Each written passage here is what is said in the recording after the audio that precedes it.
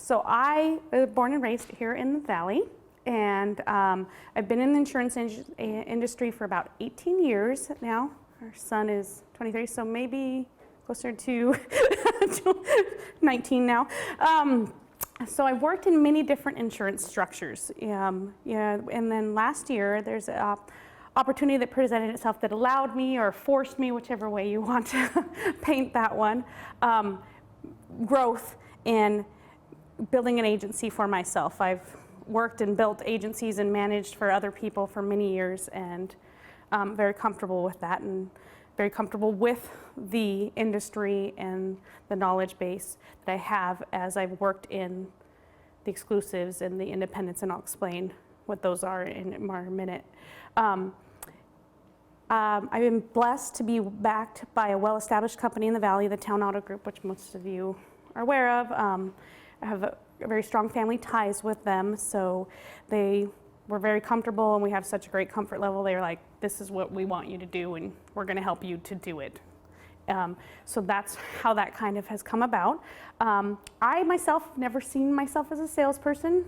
I do feel like a mother hen. I'm very good at that. I will watch and do that. So I love the service side of the insurance industry, getting to know my clients, getting to know their families, seeing what their real needs are and how things change. Because as your life changes, so should your insurance. Your insurance needs to grow with you. And there's different companies that fit different family groups or different parts of your family or different times in your life. So you're just not going to, if you're a startup driver, you're totally different than somebody has a home, has investment property, has a business, all of those different things. So that's what I like to investigate and find out about people and get to know the community. And I love our community. I'm part of lots of different groups here in the Valley, and I love what we have to offer. Like you said, when you came over here, it's just a beautiful area to be in. And I love to create the peace of mind that tailored insurance does for people. To transfer the risk, I mean, that's all insurance is, right? You're putting it over here.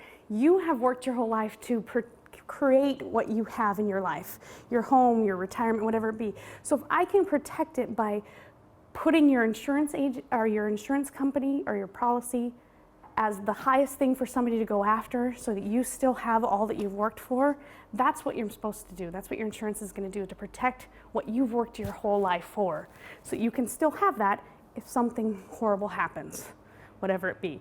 And so when people come to me with the claims, that's just the comfort level of like, I took care of them. I helped them get that so that they don't have to worry when something huge happens, when stuff has happened. And that's kind of the social responsibility of us all now.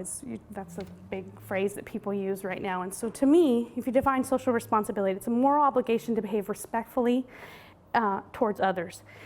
And there's no other business, when it's performed ethically or competently, that does this, that to secure and protect families, communities, businesses, than insurance.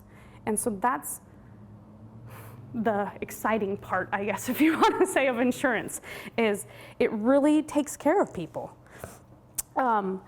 Clients, everyone around here, you guys all know, there's different ways to get your insurance. You can use the direct model I talked about earlier. That's the one that's going to be, you're going online, you're going to Esurance, to the General, to Geico, all of those type of different things. They have a lot of advantages. They're fast, they're technology-based, but they don't have people that can guide you through it a lot, and they only have the one set of products. They're just that one company, so they don't have a lot of different things. Then there's exclusive agencies where you got State Farm, Farmers, Allstate.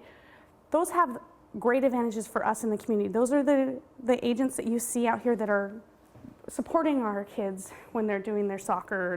Those are the ones that are out here in the communities. And they're very strong reputation, they're very personal, but again, they only have the one product. But they do take care of their clients really well. But they're tied to their contract with that one company also.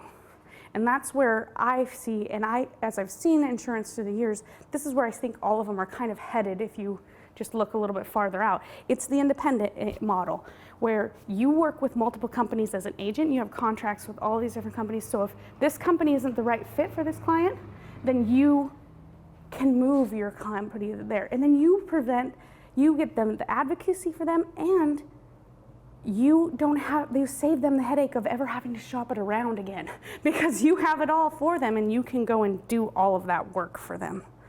Okay, so my agency went live in October of 2018, and after this first year of development, coming up to some challenges that I always, everybody wants to see as clear as they can into the future. I want to keep my path as straight as possible and avoid as many pitfalls. So I have actually 3 things that I wanted to ask. One of them is more later follow-up. I gave everybody my business card. If you can use that to contact me for the last one. I have great leads and referral sources from my clients. I have clients that have followed me from wherever I've gone, and I am their person. They don't ask anybody any questions about what we talk about, and sometimes they're like, no, don't explain it to me, Erica, you just do it. And I'm just like, okay, no, I have to explain it to you. And the community context. But being that I'm so gun shy of like the sales pitch type of a thing or feeling that, how do I use the creating of like the BNI network type of stuff to use those connections to make homeowners? I need to round out my book of business better to make it so that I can get more into the homeowners market, not just so hard. Obviously, I'm on auto side, very heavy, very competitive, and very effective. But the homeowner side, so that I have more of a balanced book, I guess, what I said. And then I'm looking at hiring in the near future. So I'm working with the college to try and look at maybe doing some type of internship or just hiring staff outright. Any suggestions about practices, questions, pre-screening type of things? That would be wonderful. And then the thing that I would like you guys to send to me is I'm going to be looking at completely obtaining complete ownership of it, and so I need to change the name from town, and I just don't know. I'm not very creative at all. There's not really a creative bone in this body. So any ideas for a name change? Because everything in the valley's been changed for it's kind of all taken up. So that's my ask of this group. It was experience business-wise that way.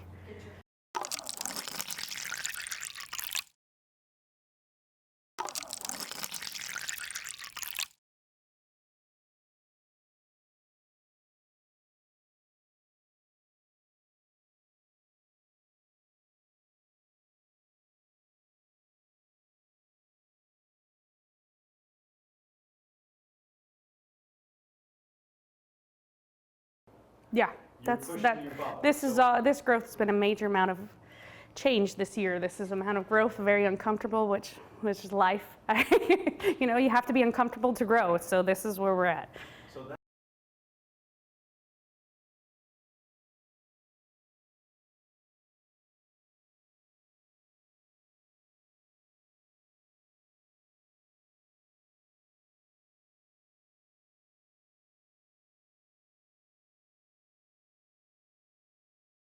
Right. Well, and that I've done. I have all the connections in the groups that I'm involved in and the volunteer work that I do, whatever it be. But the conversion of that, because at some point if you don't ask, you won't ever get anything, right? And so that's the part that where's my struggle is, okay, how do you come off with not being that? What's the best method, or how would you yourself like to be approached? Like if I'm at a networking event with you, Becca, what am I going to ask you that would actually make you really want to come and see me the next day?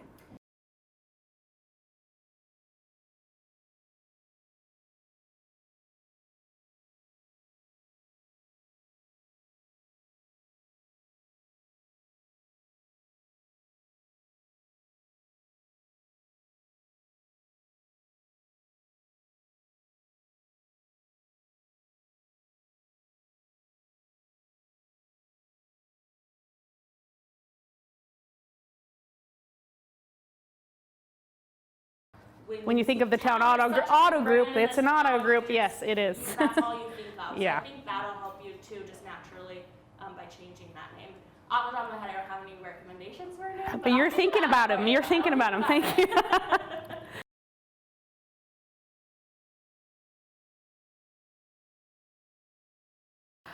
I've done those so many times over the years. I don't see those actually being super productive. The one that was the most was maybe the builders and homeowners one. That one, because you've got more businesses attending that one versus like the KPQ one. But for name recognition, once it's decided, you have to kind of do that for people to actually start seeing you. So I do know that that has to start happening, but I have to, I can't put that cart before the horse.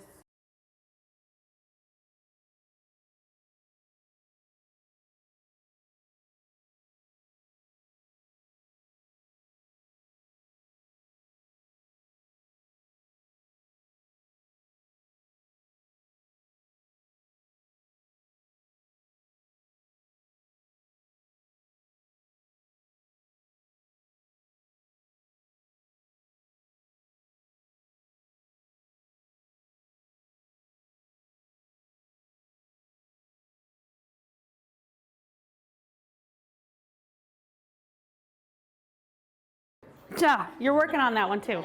Thank you. I gave you all homework. I hope you work on that.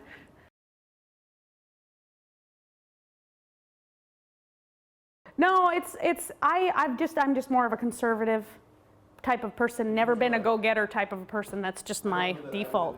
My question is how to go about selling and marketing. My question is more geared toward marketing and selling, because the product and the knowledge base of that's not my problem. When I get a one-on-one with clients, and it's pretty much a done deal.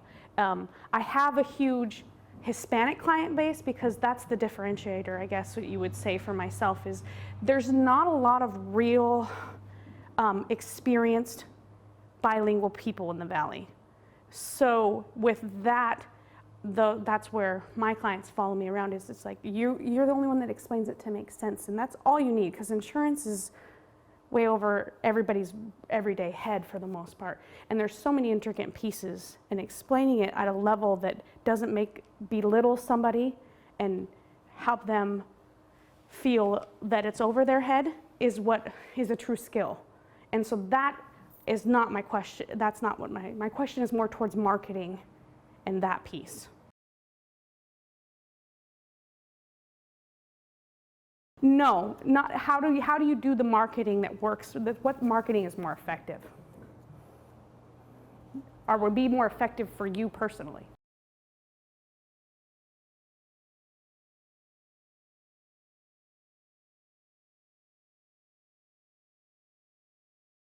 Is that all you want to say?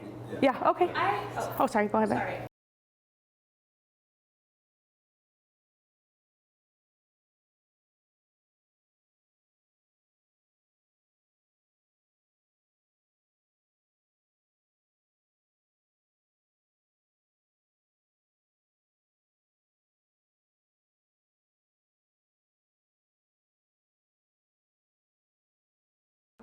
It's always something in the back of your mind. I'll deal with it later. I'll deal with it later. Like I said, it's something pretty boring, right? You know?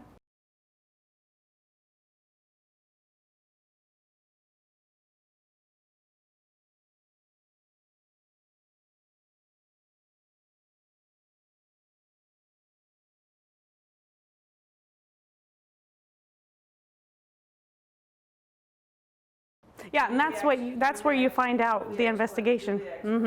What marketing does you see that would work? Because there's so much marketing in insurance. You guys see it every single time you turn on the football. You got State Farm everywhere, right? You know, or basketball. But it's you Yeah, that you're marketing. right. I mean, you're the. And I guess that's what I need to you're the key, and so- pay more attention to. Yeah. so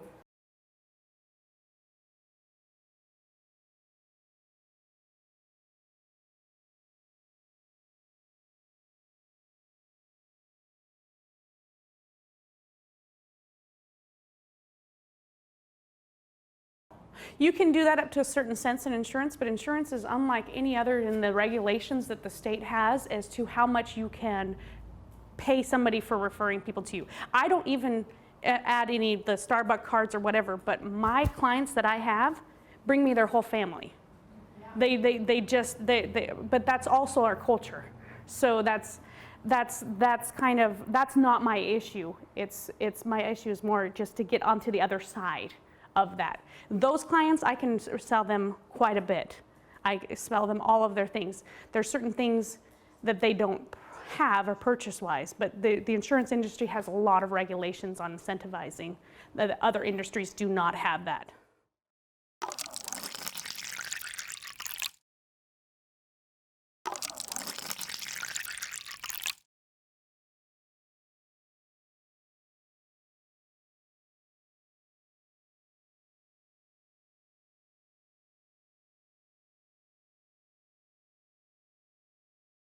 Right, as much as I can get them to buy into, because there is also those different things that they don't feel that they are prioritizing yet. So it's also, that is on me as a salesperson or service person, whatever way you want to say that, is to say, convincing them that there is this true need for this other piece. So yes, I have rounded out books with those clients for the most part, as much as they'll allow. I just hate that word, I guess, because I know how that can come off. But my husband always is telling me, yes, you are. You definitely are. He's always on me about that. That's.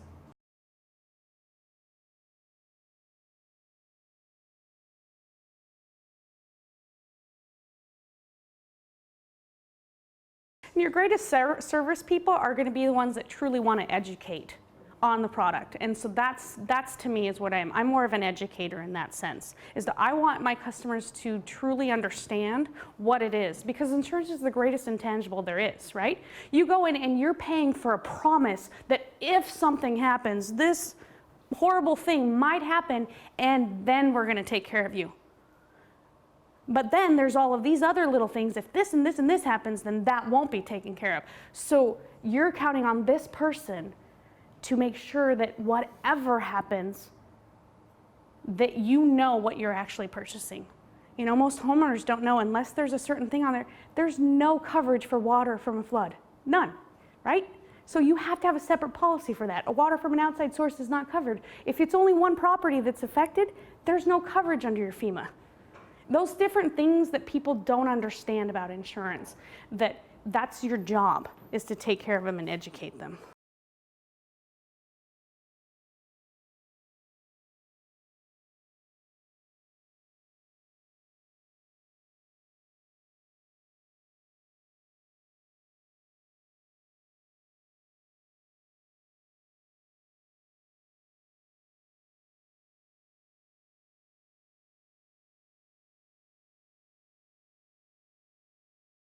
I've actually talked to some people about that just what to do with that kind of a thing. So I haven't explored it more, but that is one that I do want to.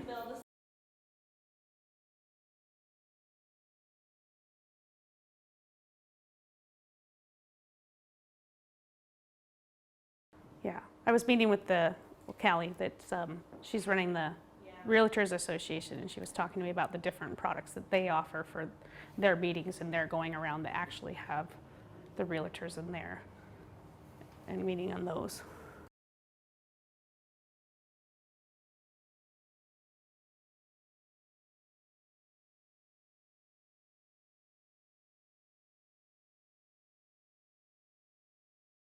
You can oversimplify insurance. That's the problem. So yes, there's always commercials or stuff that they're helping in co-branding that companies help you with to do little type of things. I just don't know which ones would be the most effective, I guess. So there's different ways to do advertisement or to do flyers and stuff like that explain things or break it down, I guess is what you're asking. I have in the past, you break down like what homeowners insurance policy covers and how it's figured out, and you go to like some financial institutions will require first-time home buyers to go through a class or whatnot, and so I go and present at those classes to kind of break down that information. But they're going for specifically for those purposes and stuff like that.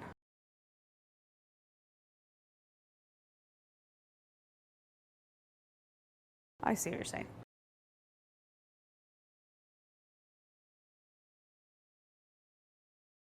Just a couple of really quick things. I think you're selling a personal service. Mm-hmm.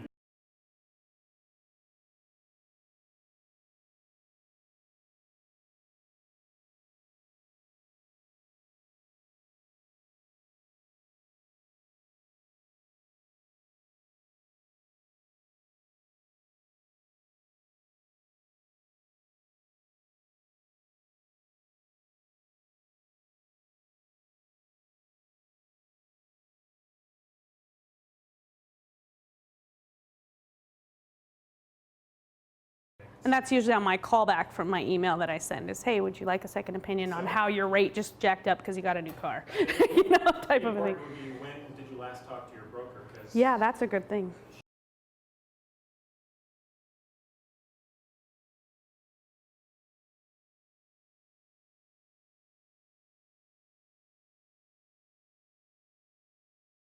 All right. Thank you guys so much for your time. I really appreciate it.